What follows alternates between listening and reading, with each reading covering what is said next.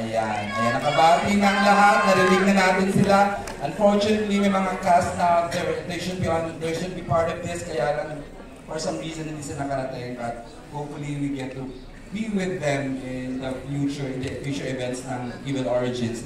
I'm sorry. Question, okay, as introduced kanina, I'd like to give the microphone to the entertainment editor ng Manila Bulletin, Tito Bobby Regentina. Hey, Miss Rosel. Okay, Miss Rosel, once the movie is shown, of course, yung current generation will be interested sa mga past movies ng Shake, Rattle, and Roll, which is, ano siya, naka-16 na movies na po ba? Yes, 16. So, ito ba naka-upload lahat sa YouTube or ano po ba? Saan po makapanood yung mga past movies? Okay, yeah. Nasa YouTube siya, and actually we had a Shake, Rattle, and Roll Marathon last October 31st. That was ran for like 36 hours straight yung Shake, Rattle, and Roll. And it's still in YouTube, so pwede nilang mapanood.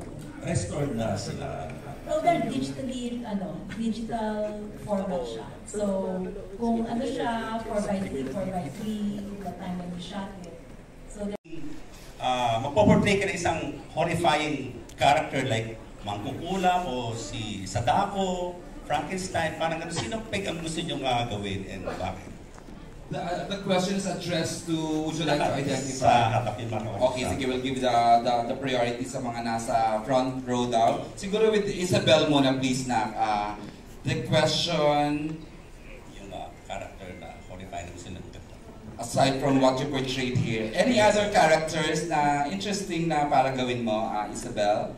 Well, I think, mostly po siguro lalapit ko na lang sa Del, siguro from the other episodes. Kasi, yun po, sobrang excited ako na makita kung ano yung mga stories ng present and future. So, naku-curious din ako kung ano siya, ako ano yung story at the same time. Kasi, from what I know, I think, for example, kung kami po ay nasa episode 1, di pa po kasi namin talaga nakikita ko ano yung mga nasa ibang episode. So it's also very exciting to watch and to find out.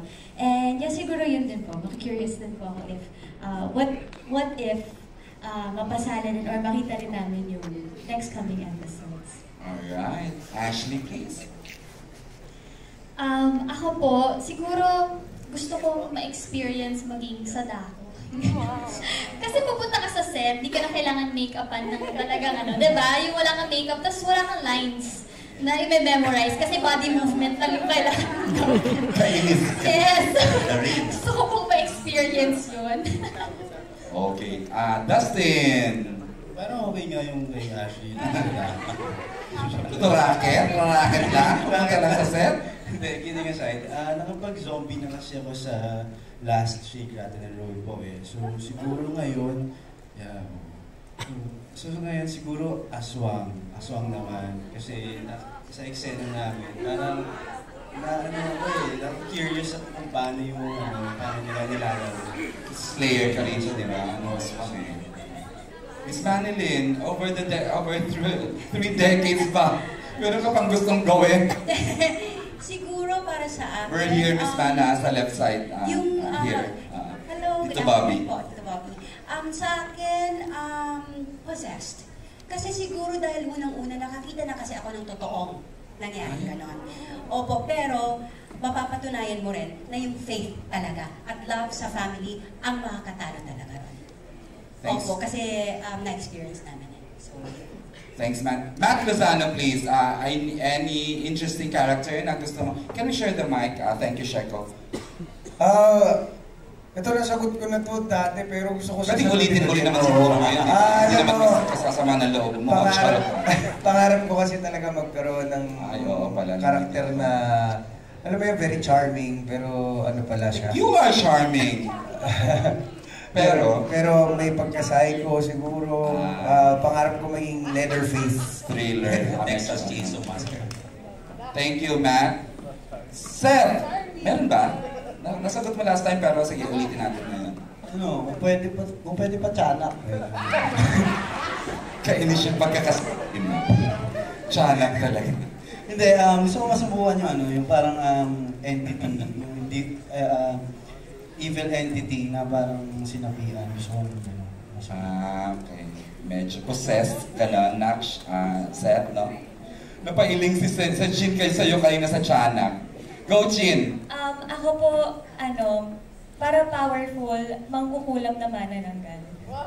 Para may power siya, tapos pwede siyang lumipad, pwede rin siyang mahate, so pwede siyang mapunta kung saan-saan. Yun po. You wanna be everywhere, Chin. Multitask. I agree. I know. Miss Carla Abellana, please. Ako po definitely a serial killer. Dahil mahilig ko ako sa mga psychological thriller.